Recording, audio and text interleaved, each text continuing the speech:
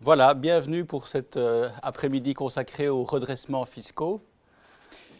Alors, si vous me permettez, je vais démarrer un peu le séminaire par une citation d'un auteur français, Charles Robez-Masson, qui disait « La loi fiscale crée par essence un droit régalien, oppressant, arbitraire et qui plus est ubiquiste, taxant tout et partout et tout le monde. » Donc c'est un tableau particulièrement un peu négatif qui me permet de démarrer ce séminaire pour vous dire à quel point la fiscalité est évidemment assez oppressante. Et donc par rapport à ce phénomène, par rapport à ça, il y a évidemment toute la possibilité de développer ce qu'on appelle en Belgique le recours le choix de la voie la moins imposée.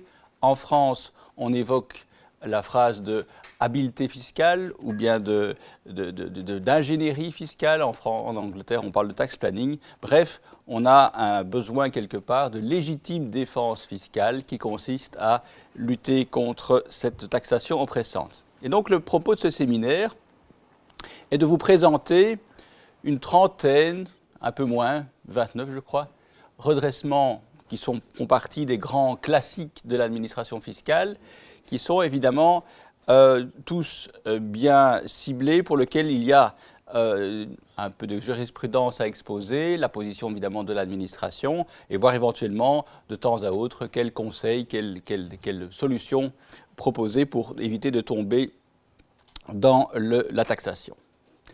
Alors, avant d'entrer dans le vif des différents redressements, je voudrais évoquer les deux grandes thématiques, ou plutôt les deux grandes armes dont dispose l'administration fiscale. Outre les redressements bien ciblés, c'est la simulation en droit fiscal et l'abus fiscal.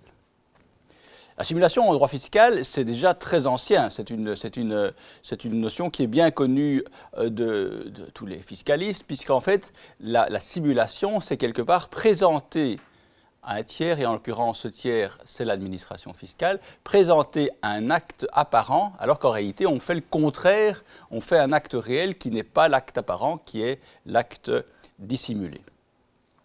C'est en fait quelque part un mensonge au sens premier du droit fiscal.